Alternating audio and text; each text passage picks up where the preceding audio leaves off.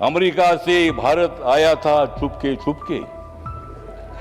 America से जो भारत आया था चुपके चुपके, उनका नाम है अभिजीत दीपके। नीट को फिट करने के लिए मोदी सरकार ने बिल लाया है और उनकी मांगे पूरी होने के बाद छात्रों ने नरेंद्र मोदी जी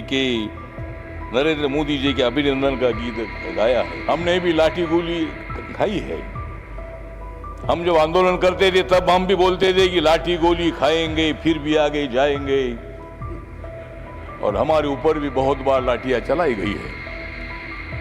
हम भी लाठी नहीं खाते थे तो डेप्यूटी चेयरमैन सर हम इधर नहीं आते थे। तो मोदी जी जो है, मोदी जी ये जादूगर है। माननीय श्री रामदास आठवले जी।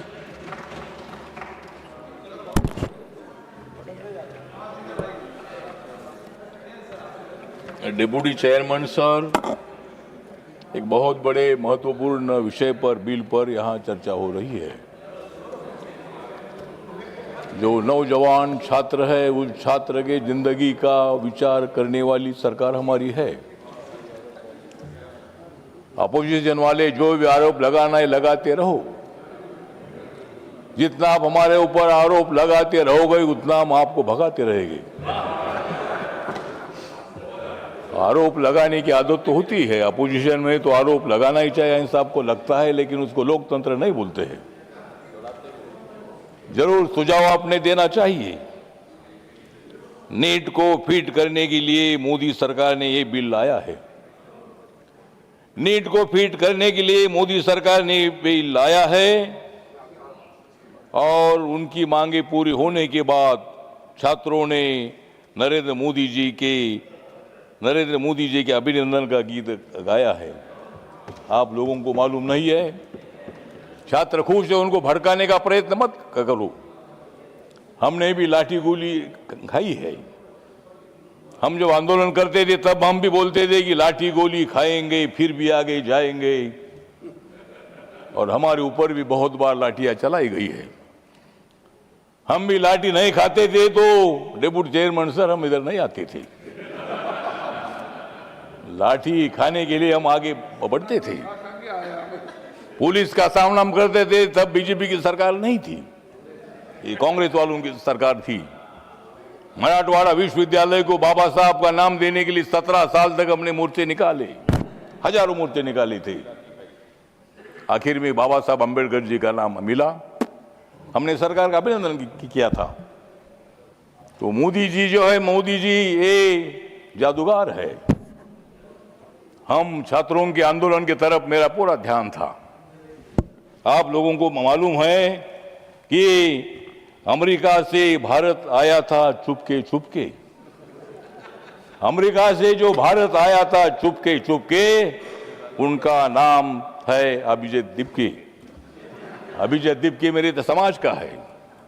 अभिजीत दीपके अम्बेडकरवादी भी है। अभिजीत दीपके ये मतलब आंदोलन उन्होंने खड़ा किया, विषय इम्पोर्टेंट था और सरकार ने उनकी मांगे पूरी की है। लाठी चार्ज तब होता है जब हम कोई पुलिस पर पत्थर मारते हैं। पार्लियामेंट का घेराव की घोषणा तो होती है, ठीक है, ये रेल भवन तक उनको आने का मौका दिया था। 25 दिन तक आंदोलन वहां करते थे, शांति से आंदोलन करते थे, किसी पुलिस ने लाठी नहीं चलाई थी। लेकिन जब मतलब यहां पार्लियामेंट की तरफ घुस कर आने का प्रयत्न हुआ तब पुलिस को लाठी चलानी पड़ी, लेकिन मैं उसका समर्थन नहीं करता हूं। जरूर इसकी इंक्वायरी भी होनी चाहिए। जितेंद्र सिंह साहब इधर है, उत्तर देने वाले हैं। जरूर अगर कोई पुलिस वालों ने गलती की होगी तो उनको सजा मिलनी चाहिए, उनके ऊपर एक्शन होना चाहिए। लेकिन नरेंद्र मोदी सरकार पूरा देख रही थी। हमें मालूम था पूरे देश भर आंदोलन हो रहा है और सारा देश के लोग मतलब उनको सपोर्ट कर रहे हैं। इसीलिए सरकार ने धर्मेंद्र प्रधान जी का रिजाइन ले लिया है। धर्मेंद्र प्रधान जी के रिजाइन की उनकी मांग थी। हमारे जेपी नड्डा साहब और जितेंद्र सिंह जी बार बार उनके साथ बात कर रहे थे, पूरा ध्यान हमारा था, लेकिन आप लोगों को भड़काने के लिए जा रहे थे। आप वहां जाकर मतलब उनको चेतावनी देने का प्रयत्न कर रहे थे, लेकिन वो छात्र जो थे उसमें कुछ छात्र घुस गए हमारे अभिजीत दीपके के साथ जो छात्र थे उतना नहीं थे, और भी कोई मतलब उसमें छात्र थे। उन्होंने मतलब बैलेट लेकर तोड़कर इधर आने का प्रयत्न किया था, पार्लियामेंट की तरफ घुसने का प्रयत्न किया था। इसीलिए वहां जो भी हुआ ना, नहीं होना चाहिए था। 25 दिन तक शांति से आंदोलन चल रहा था और सरकार पूरा ध्यान दे रही थी।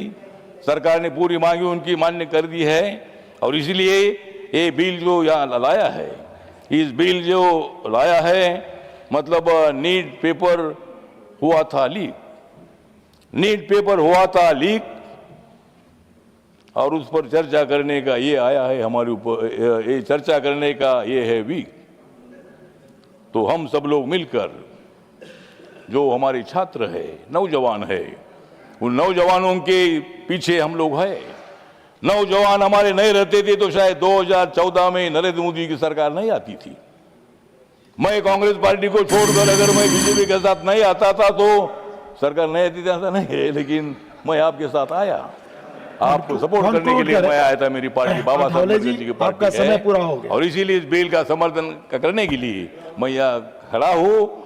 नौजवानों को भड़काने का प्रयत्न मत करो। सारे नौजवान हमारे साथ है, वो आने वाले चुनाव में भी हमारे साथ रहेंगे, और 2029 में भी नरेंद्र मोदी जी प्रधानमंत्री रहेंगे, और उस मंत्रिमंडल में मैं भी उसमें रहूंगा। Thank you. अब इसीलिए मतलब ठीक की बात है, तो इसीलिए बिल जो है बिल पर सुझाव दे दीजिए, दोबारा पेपर लीक ना हो उसके लिए आपके सुझाव जरूर हम सुनेंगे, और उसमें क्या परिवर्तन करना है उसके बारे में हमारी सरकार विचार करेगी। जय भीम, जय भारत। धन्यवाद।